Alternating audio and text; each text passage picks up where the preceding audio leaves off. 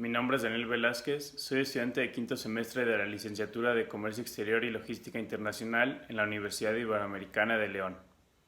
Este verano cursé la materia de Tratados y Acuerdos Internacionales impartida por el Dr. José Ramón Álvarez González. Como proyecto final, el profesor nos ha dejado investigar algún tratado que nos llame la atención que sea de México con algún otro país. Yo he escogido el Tratado de México-Japón. Este es mi proyecto.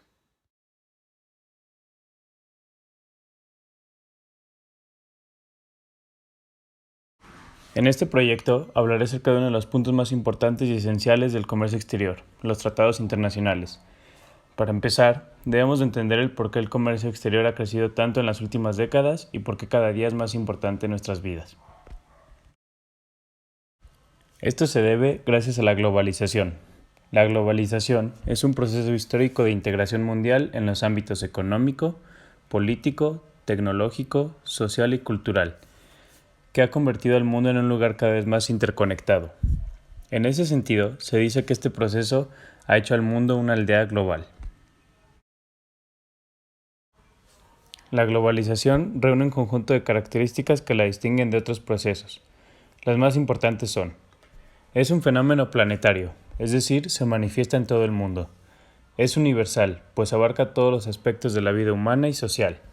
Es impredecible, es decir, sus resultados no pueden ser anticipados. Depende de la conectividad y de las telecomunicaciones. Supone la reorganización espacial de producción, globaliza las mercancías y favorece la uniformidad del consumo. Conforma un modelo financiero mundial. El proceso de globalización ha modificado la forma en que interactúan los países y los sujetos y ha generado gran impacto en aspectos económicos, que es el mercado laboral y el comercio internacional, políticos, que es la instalación de sistemas democráticos, y el acceso a la educación, tecnología, entre otros. La globalización, si bien fue planeada, en gran parte fue resultado del propio desenvolvimiento de la economía. Los negocios no tenían manera de crecer más que yendo a nuevos mercados y a nuevos países. Nadie, ninguna persona, familia o institución logra mucho cerrándose. Es preciso compartir, negociar e intercambiar con otros y así se nutren y se benefician unos a otros. Ahora sí, hablaré acerca de uno de los documentos más importantes del comercio exterior, los tratados internacionales. Primero debemos de preguntarnos, ¿qué es un tratado? Un tratado es un convenio regido por el derecho internacional público, celebrado por escrito entre el gobierno de los Estados Unidos mexicanos y uno o varios sujetos de derecho internacional público. La Convención sobre el Derecho de los Tratados de Viena define a los tratados internacionales de la siguiente manera. Se entiende por un tratado un acuerdo internacional celebrado por escrito entre Estados y regido por el derecho internacional, ya que consiste en un instrumento único o en dos o más instrumentos conexos y cualquiera que sea su denominación particular. Los tratados tienen mucha importancia y tienen varios aspectos positivos. Algunos de ellos son: incrementar la eficiencia económica. El tratado amplía el comercio y promueve la eficiencia. Los mayores flujos de inversión y comercio explotarán la ventaja comparativa de México en procesos intensivos en mano de obra. Con esto se va a incrementar los salarios de toda la economía. Los tratados buscan eliminar las barreras que afecten o mermen el comercio de las zonas que firman el tratado. Promueve las condiciones para una competencia justa.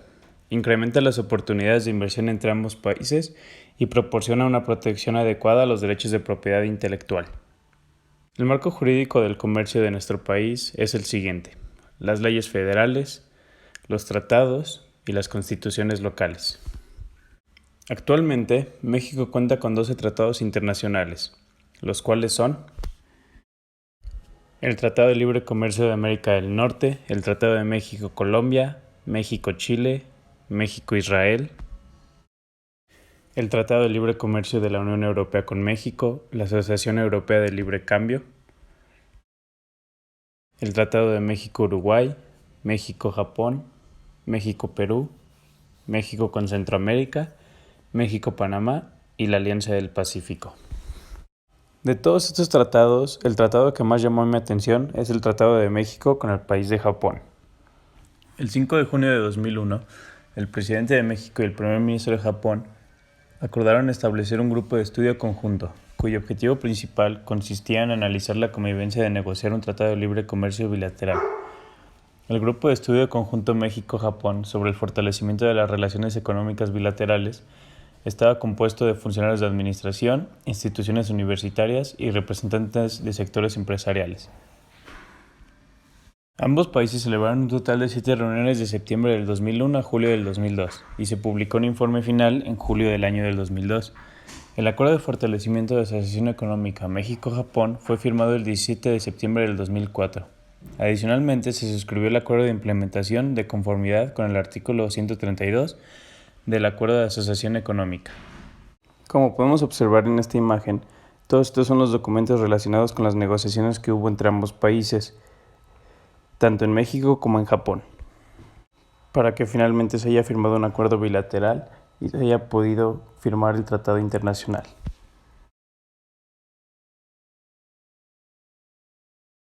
Ahora les hablaré un poco acerca de Japón. Japón es un país soberano insular del este de Asia, situado en el Océano Pacífico. Tiene al oeste el Mar de Japón, China, Corea del Norte, Corea del Sur y Rusia. Al norte el Mar Ojotsk y al este y sur el Mar de China Oriental y Taiwán.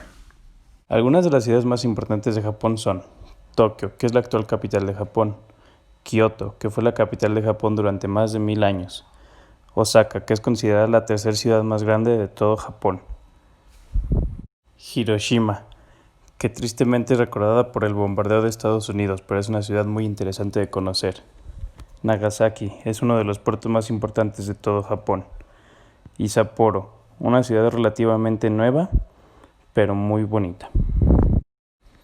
Los principales puertos de Japón son el puerto de Tokio, que es el principal puerto, el puerto de Yokohama, el puerto de Nagoya, el puerto de Osaka y el puerto de Kobe. Tiene una población de 126.5 millones de personas y una superficie de 377.970 kilómetros cuadrados. Su bandera significa bandera marcada por el sol. Japón es una monarquía constitucional con un parlamento bicameral. Su presidente actualmente es Shinzo Abe, desde el año 2012. Su moneda son los yenes japoneses. Un yen equivale a 0.21 pesos mexicanos. Japón es la tercera economía del mundo por su volumen de PIB. En 2018 tuvo un PIB de 4.971.767 millones de dólares y un PIB per cápita de 39.293 dólares. Asimismo, Japón es el cuarto mayor exportador e importador de mercancías en todo el mundo. En 2019, Japón exportó 705.528.3 millones de dólares a todo el mundo, mientras que importó 720.737.7 millones de dólares, teniendo un déficit en su balanza comercial de 15.209.5 millones de dólares. Ahora haré una comparación de la economía entre ambos países. Como podemos ver, la economía de Japón es muy dominante sobre la mexicana. El PIB es casi 3 veces mayor, el PIB per cápita es más de 4 veces mayor, existe una deuda mucho más grande en México que en Japón, y bueno, un dato que me llamó mucho la atención es que Japón gasta 3 veces más en educación que lo que gastamos en nuestro país. Hablando de comercio, Japón importa y exporta casi el doble que México, pero para México representa una gran parte del PIB las importaciones y exportaciones, mientras que para Japón solo representa alrededor del 14%. Y en números de balanza comercial, el déficit de la balanza de México es mucho menor que la de Japón. Aquí podemos ver la balanza comercial entre ambos países durante los últimos 10 años. Como podemos ver, México importa casi el doble de productos de lo que se exporta a Japón. Sin embargo, ha existido un aumento en los últimos años de las exportaciones de México a Japón, lo cual nos deja muy claro que las relaciones comerciales entre ambos países son muy buenas y se estima que para 2030 el comercio tanto en importaciones como exportaciones crezca el doble. Este tratado cuenta con 177 artículos, 18 capítulos y 18 anexos. Los capítulos del tratado son los siguientes.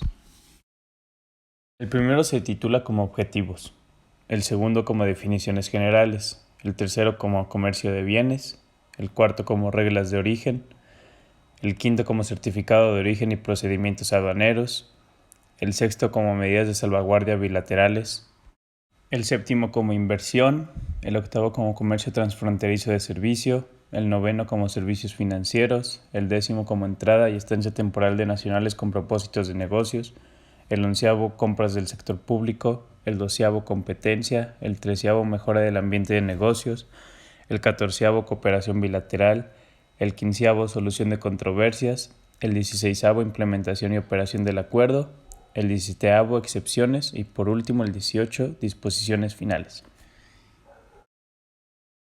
Ahora explicaré más a fondo cada uno de estos capítulos para que se entiendan más fácilmente. El capítulo 1 son los objetivos generales del tratado. El segundo son las definiciones generales del tratado, que vienen como área, empresa, parte de empresa, comité, bienes originarios, entre otros. El tercero es el comercio de bienes, el trato nacional que se va a dar entre ambos países, la eliminación de los aranceles que se van a aplicar mutuamente y el comité para el comercio de los bienes. El cuarto son las reglas de origen, las disposiciones que los bienes deben cumplir para ser consideradas como originarias de la región, y esto es para que tengan un trato arancelario especial, las mercancías originales y la fórmula para sacar el valor de contenido regional. El quinto es el certificado de origen, cómo sacarlo, porcentaje para que sea considerado como producto originario, obligaciones y derechos para las importaciones y exportaciones de las empresas. El sexto son las medidas de salvaguardias bilaterales, en donde dice que habrá leyes razonables por parte de los dos países, condiciones para estas medidas mutuas de salvaguardia para proteger ambas economías y que ambas estén mejorando al mismo tiempo.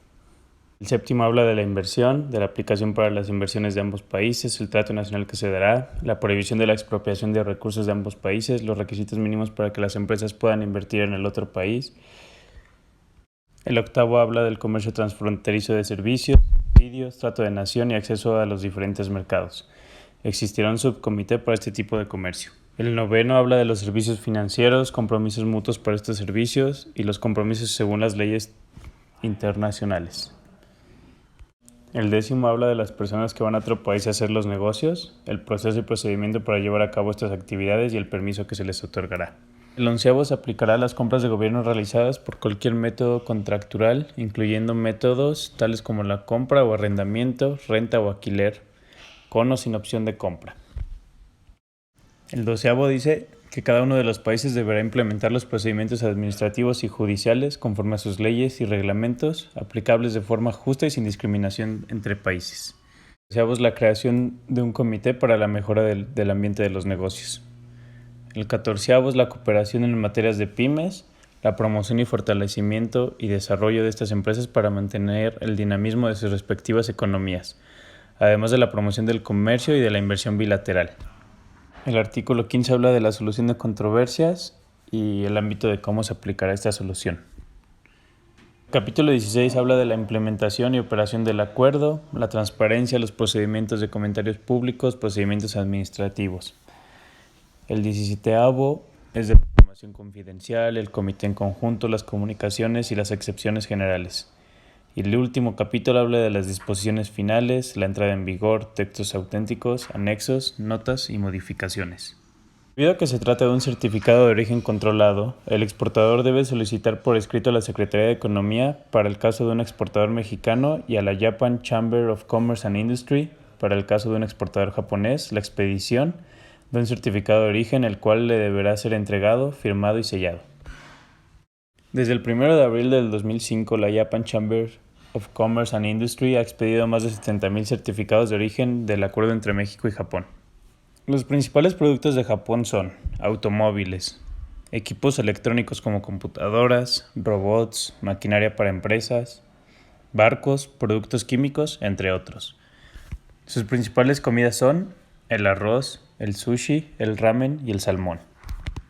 México es el principal proveedor de Japón en limón persa con un 99%, aguacate con un 90.6%, melón con un 79%, espárrago con 56%, mango con 35%, atún de aleta azul con un 49%, jarabe de agave y tequila, mientras que México importa de Japón los siguientes productos: combustibles minerales, maquinaria eléctrica, ordenadores como computadoras, farmacéuticos, aparatos ópticos, técnicos y médicos, vehículos y minerales.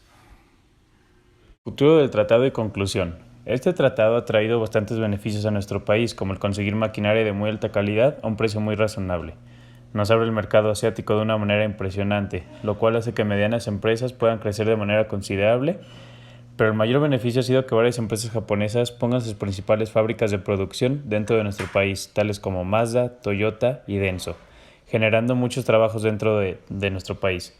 Se espera que para los próximos 5 años el comercio entre ambos países aumente alrededor de un 16% y la inversión japonesa dentro de México crezca alrededor del 11%.